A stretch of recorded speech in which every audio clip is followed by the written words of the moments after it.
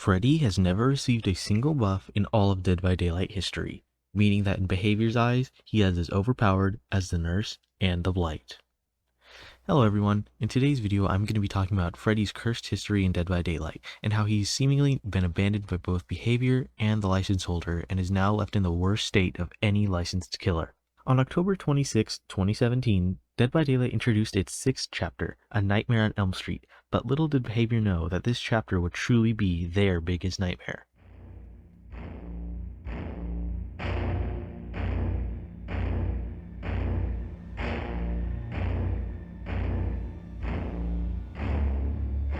Freddy Krueger is considered to be one of the classics of the slasher killer genre, along the legends of Ghostface, Michael Myers, Pinhead, and even Leatherface.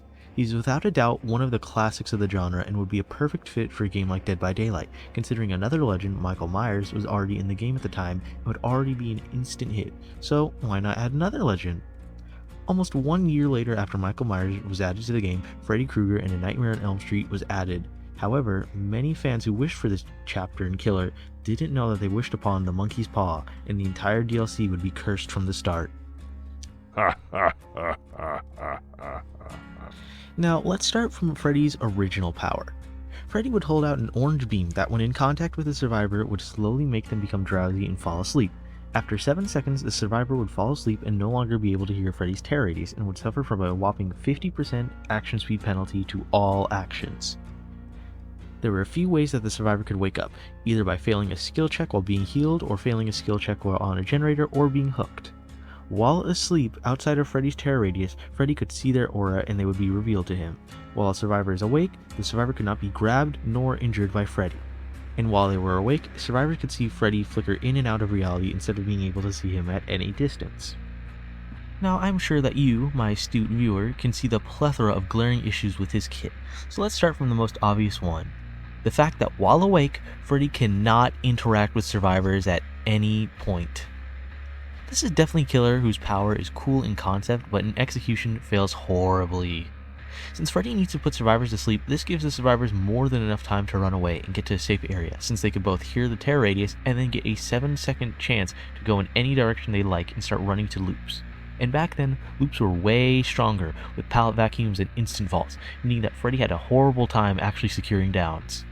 Next is the fact that survivors get a huge 50% action speed penalty, which to this day is still the biggest slowdown in Dead by Daylight history, rivaled only by Hex Pentamento's 30% reduction to certain actions under certain requirements. Whereas Pentimento, you need survivors to break totems and then restore them and get individual buffs one by one, Freddy just got a flat 50% reduction just by using his power, which is insane by today's standards.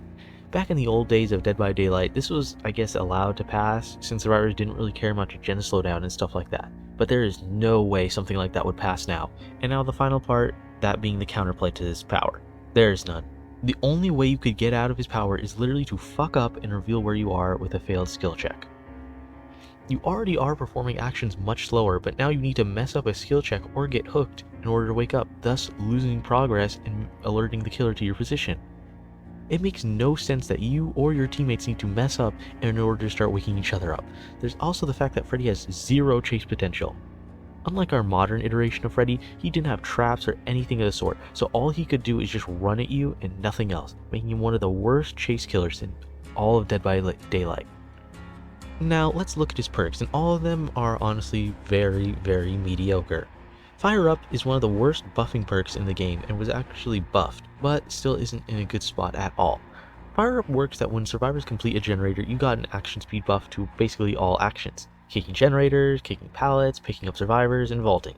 However, even at max stats, it doesn't come close to Brutal Strength, which is a free teachable perk since it comes to the Trapper, or Bamboozle, as that gives extra vault speed and blocks the window. This perk buffs kick speeds, but considering that at the endgame when this perk would actually get some good numbers, all pallets would be broken by then due to the fact that you've been chasing survivors and they've been dropping pallets, and you can't kick generators since all of them are completed.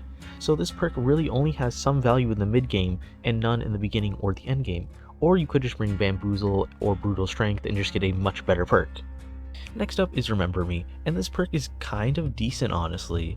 With every hit on the Obsession, it makes the exit gates take longer to open, for everyone except the Obsession, who still opens it at normal speeds. This perk was kind of good until the Trickster was added and added an objectively better teachable perk, that being No Way Out. That one is just objectively better and straight up blocks the exit gates from being opened, and there's no catch such as Remember Me's obsession being able to still open up the exit gates at normal speed. Remember Me is good with No Way Out in combination, but by itself, it's honestly more forgettable than it is rememberable. And finally, we have Freddy's best perk, but it's still not too good. Blood Warden. Blood Warden makes it so that when you hook a survivor while the exit gates are open, the exit gates are blocked for 60 seconds and any survivors who are in the exit gate area have their auras revealed. Now, back in the old days of Dead by Daylight, there was no endgame collapse. Survivors would just open the gates instead of 99 them and open them at the last second. Since this perk only activates when the exit gates are opened and not powered, this perk is borderline useless unless the survivors are all teabagging at the exit and you have a way to make it so that they can't escape, like shooting them with the Deathslinger. This perk made it so that when you hook a survivor while the gates are powered and then the exit gates would immediately block upon opening, this perk would be so good. But alas, it only activates when the gates are open, so this perk is very niche. Now, honestly, who is this DLC marketed to? See, Freddy is one of the classics of the genre, so you don't want to mess up the license as this is where the real money is at. However, the license holders did not give Behavior the original Freddy, but instead they got the license for the poorly received 2010's reboot of A Nightmare on Elm Street Freddy, who was made to be much more edgy than his original goofy counterpart. Now, I won't put any fault on Behavior for this one, as they don't really get to control what to do with the killer, since if the license holder don't agree on it, then it's a no-go. And at the time, Dead by Daylight was a much smaller game and definitely didn't have the bargaining power that they would now. But if we look at past and present licenses, all of them are their classic counterparts: Myers, Ghostface, Leatherface, Sadako, Pyramid Head, etc, etc. My point is that for all of them, they all get their classic versions of themselves, thus bringing in the audience that they want. But for Freddy, they're trying to get the classic Nightmare on Elm Street fans, but it's no longer the goofy Freddy who toys and taunts his prey, but is an edgelord now, so classic fans won't really like it. Then the new fans are few and far between due to the movie's poor reviews and the fact that his backstory is made to be, well, not pleasant compared to what we had. He went from this Prime time, bitch! to this. Again, so what brings you out here today? Well, I was coming out here to... Glasses off. Okay. Go ahead. Well, I was actually coming out here to pick up a cupcake and then go back home. And then finally, we have the actual player base, the gamers, who are actually buying and playing the DLC, but his kit is both unfun to play as and play against. So who's the DLC for? It's like if we got a Scooby-Doo DLC, and instead of getting the classic gang we all know and love, we got the reboot Velma cast. Nobody would want that. Classic fans don't get the original Freddy, so they wouldn't be happy with it. New fans don't like the new edgy character and the way his character was handled, so they don't want to play as him. And the actual players of DBD don't want to play him, since his kit is still, to this day, one of the worst ever designed. Worse than even the Skull Merchant, since she can at least hit survivors whenever she wants and not have to wait 7 seconds before hitting them. Now, let's cover his post-release and beyond. Depressingly, Freddy has only ever received nerfs since his release and has never gotten a single buff, meaning that he is one of the only killers to never get a buff in history, rivaled by the nurse. But that's the nurse. Do I have to say more? Nerfs to speed while using his power, nerfs for how long it takes for survivors to go to sleep, nerfs his add-ons, but for some reason, the action speed penalty was never nerfed. Oh, but on the wiki it says he got a buff and survivors are now oblivious while asleep. Well, in actuality, this is not a buff at all, rather a new gameplay mechanic that was added in that patch. In that patch, Undetectable and Oblivious were added retroactively to kits, just like how the Pig now has Undetectable while crouched, and Myers got Undetectable on Tier 1, and Wraith is Undetectable while cloaked. Before then, they did not have those status effects. So this was not a buff. All it was them just adding a new status effect that he basically already had base kit. At this point, things were looking bleak for Freddy. His pick rate was rapidly declining, people didn't want to buy the DLC, Behavior had to do something to appease the license holders, and that's what they did by completely remaking his power. In his rework, instead of having to put survivors to sleep, they would over time slowly fall asleep or instantly fall asleep when being hit. Yes, they made it so that Freddy could now attack survivors at any time instead of having to wait a few seconds and giving the survivors a head start. While asleep, survivors no longer suffered an action speed penalty. but could now be affected by one of Freddy's 2 dream powers, that being the dream snares, which were traps Freddy placed around that slow survivors down when they walk over them, or dream pallets, which were illusionary pallets that survivors could see while asleep. And Freddy can now also teleport to any uncompleted generator. Along with the same ways to wake up, they added alarm clocks around the map, that survivors could wake up for a while and pause the sleep timer temporarily. This power is much better, however, there are still many issues that plague it. Notice the fact that I said one of 2, meaning that Freddy can't utilize both of his powers like how the clown can switch between his 2 bottles. For some reason, Freddy can only use either dream snares or the dream pallets. The dream pallets are an add-on that if you bring replaces his dream snares entirely for the match. Later on, he then receives nerfs to the max amount of pallets or snares you could have at a time because I guess he needs that. After his rework, he had add-ons that had a faux effect of his old power where while asleep you gain an action speed penalty. And while they were not as bad as the original power of 50%, it was closer to about 15%. And of course, those got nerfed, as around this time is when DBD started shaping into what we have today. So a free 15% action speed penalty is no bueno, and later on got nerfed and then reworked into something else. As you can probably tell by now, Freddy genuinely never gets anything good for long, and if something was too strong, it would just instantly get nerfed. Along with that, he got another nerf that made it so that if you use the alarm clock, even getting hit by Freddy, which would instantly put you to sleep, no longer does anymore, and basically gave you a free 30-second immunity to any form of sleep at all.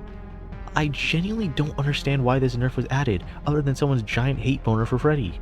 Now, honestly, the most depressing thing I found about this entire chapter is the fact that he still has no cosmetics. None at all. Neither Freddy nor Quentin have anything. Besides the bloody cosmetics, but those don't count since literally every other character gets them. It's just mandatory. Now, I'm not someone who buys cosmetics often since I'm broke, but it's more of the principle. The fact that the license holders don't give him any love to the chapter, as literally every other chapter and every other character in the game has at least one cosmetic. The Resident Evil characters all have cosmetics, and even unique ones to Dead by Daylight, like the Blighted skins. Pyramid Head also has a Blighted skin, Pig has multiple outfits, Bubba has multiple outfits and masks, Meyer has a gown outfit, etc, etc. You can go on and on about how every other killer has gotten love and cosmetics, but Freddy is still left in the dust and has nothing. It's truly depressing how when a killer gets no love from the devs, they obviously won't get anything, just like the twins or Hattie. But the fact that not even the license holders want to give love to Freddy and give him cosmetics or tell him to buff him, he's just slowly been left to fizzle out, and that's what's happening with him. With him having the lowest pick rate out of any Dead by Daylight licensed killer. Even Demogorgon, who you can't purchase anymore, has a higher pick rate than Freddy. Now, one thing I forgot to mention is how Freddy back in the old days had one complete counter to him, something that would make him literally unplayable, something that would make it so that if you use this one perk, Freddy could not beat you ever. That being Object of Obsession.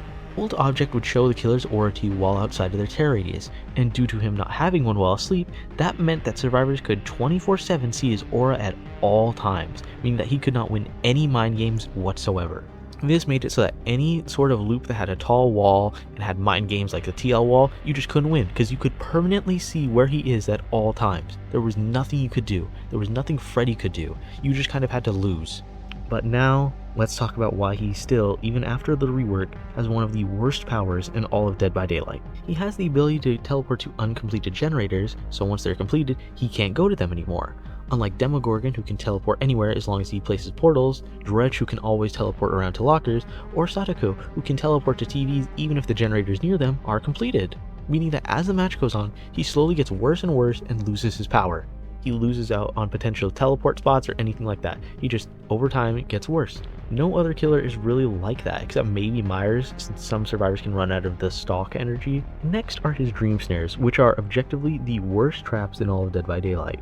Comparing them to bear traps, which will allow you to instantly down survivors and pick them up, or the hag who can teleport to them and allow you to quickly chain hits. Hell, even the slowdown isn't as good as the clown, since he can use it to throw his bottles into the loop as survivors are running to it and slow them down, making it more dangerous, while Freddy needs to already be in the loop and set down his traps. Then his Dream Pallets, which are an objectively worse version of the Doctor's pallets.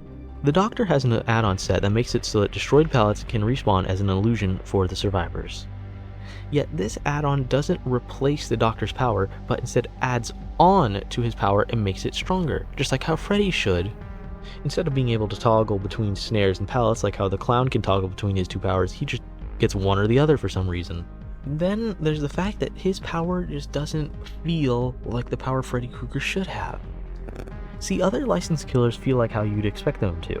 Cannibal swings his chainsaw in front of him wildly like in the movies. Nemesis is a relentless, unstoppable force that as he mutates gets stronger, and playing pallets isn't safe against him anymore. Myers stalks his prey, Pinhead uses his chains to annoy and torment survivors. You could go on and on about how licensed killers have powers that fit the character. But Freddy just turns into a guy who goes around and places bloody screaming traps. I can understand the dream pallets, and those actually fit, since he is the master of dreams, a dream demon. But blood snares? I haven't watched the movie, and I don't know if that's something he does in the movie, but it doesn't feel like Freddy Krueger. The only thing that makes this Freddy is the fact that he puts survivors to sleep and can make fake pallets. But that's it. The funny thing is that Freddy Krueger is the boogeyman, right? Yet the Dredge is also inspired by the boogeyman, and they made the Dredge so much better. One of the best killers Dead by Daylight has ever made. Both of them are killers who, after a while, affect the survivors with an alternate world sort of effect, the Dream World and the Nightfall.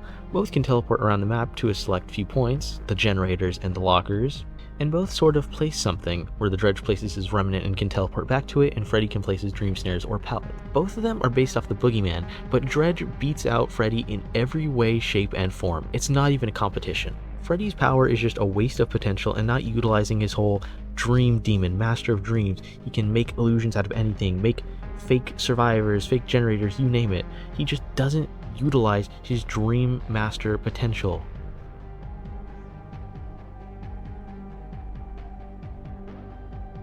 So now, in conclusion, since the beginning, Freddy has been hit with nerf after nerf to his entire kit from the beginning. From his power to his add-ons, and never got love from anyone.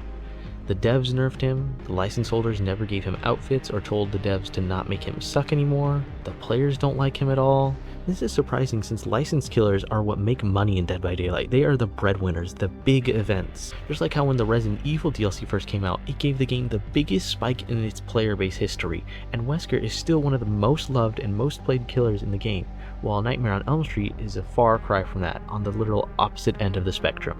This chapter has since the beginning been an unloved, forgotten waste of potential for the so-called Dream Demon.